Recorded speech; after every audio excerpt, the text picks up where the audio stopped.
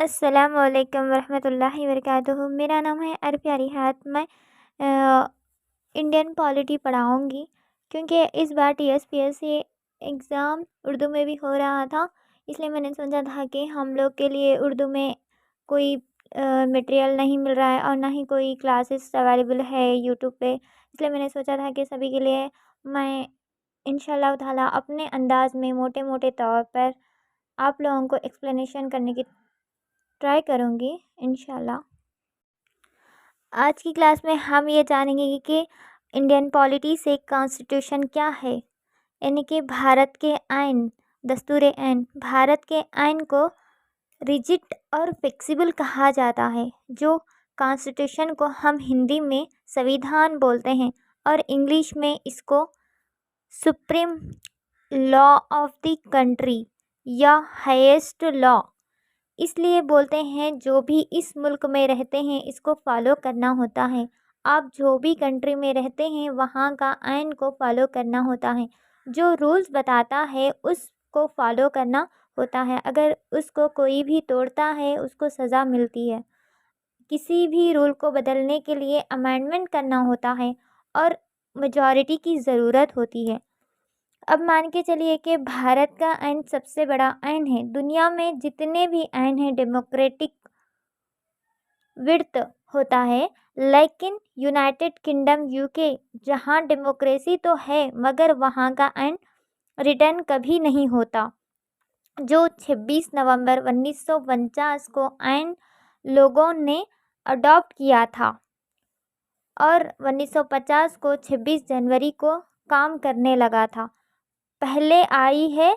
सबसे पहले हम ये देखेंगे कि इंडियन कॉन्स्टिट्यूशन कहाँ से आती है। पहले तो कैबिनेट मिशन आई है, 1946 को बना था और कैबिनेट मिशन ने कॉन्स्टिट्यूएंट असेंबली बनाया था और इसने कॉन्स्टिट्यूशन ऑफ इंडिया ने बनाया गया ताकि बी.आर. अम्बेडकर थे इसके बनाने वाले।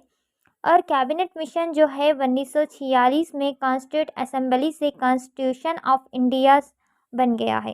कॉन्स्टिट्यूंट असेंबली बनाने का इंडिया का सबसे पहले जिसको काम करने वाले जिसको पहले सबसे माना जाता है कि एम.एन. रॉय ने ये बनाने का आइडिया 1934 में दिया था और 1935 में इंडियन नेशनल कांग्रेस का क़याम अमल में आया। 1942 में क्रिप्स मिशन आया था और ये तब आया है कि जब वर्ल्ड वार 2 चल रही थी और ये फेल होने के बाद 1946 में कैबिनेट मिशन 1946 को आया था।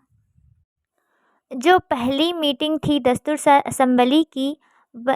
असेंबली की 9 दिसंबर 1946 को नई दिल्ली में शुरू किया था और इस मीटिंग को मुस्लिम लीग ने बॉयकॉट किया। इस मीटिंग को बहुत अहमियत समझा गया था क्योंकि डॉक्टर सुचेंद्र सिन्हा को इलेक्टेड जो दस्तूर साज असेंबली की टेम्पररी चेयरमैन के अहदे पर रखा गया है या डॉक्टर राजेंद्र प्रसाद को बनाया गया था। दोनों में कोई एक और इसके बाद डॉक्टर राजेंद्र प्रसाद को बनाया गया दस्तूर साज असेंबली के प्रेसिडेंट और एच.सी. मुखर्जी को बनाया गया नायब सदर यानी कि वाइस प्रेसिडेंट और बी.एन. राव बने थे और एडवाइजरी टू काउंसिल असेंबली जो तीनों हैं अहम हैं। इसके अलावा जो आइन असेंबली के स्पीकर थे जी.वी.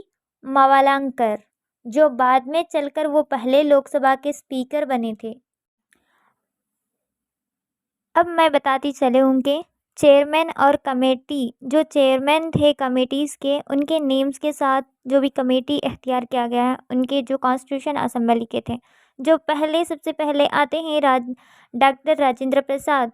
इनकी कमेटी थी rules of producer securing finance and staff था और दूसरा था Jawaharlal Nehru union powers of union constitution और तीसरे थे Sardar Vallabh Bhai Patel advisory committee on fundamental rights minorities tribal excludes areas और चौथे थे बी.आर. अम्बेडकर ड्राफ्टिंग कमेटी के थे और 5वें थे JB कृपलानी, फंडामेंटल राइट्स के थे।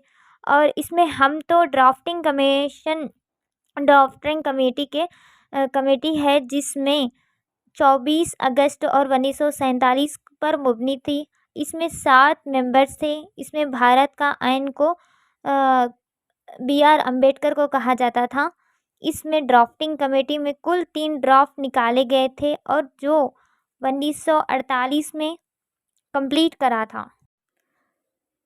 आइन बनने के लिए 2 साल 11 महीने 18 दिन का वक्फा लगा है और इन दौरान 11 सेक्शन हुए थे। आइन असम्बली के जुमला मफरूज़ात लगे बनाने में वो थे 64 लैक्स। ये एक 64 लैक्स अप्रोक्स ऑफ फिगर था।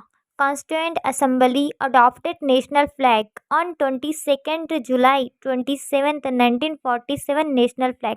इसको तैयार करने वाले पिंगली वेंकैया ने इसका रेशियो और लेंथ और विड्थ था 32। और constituent assembly adopted national song on जॉन 24 1950 था।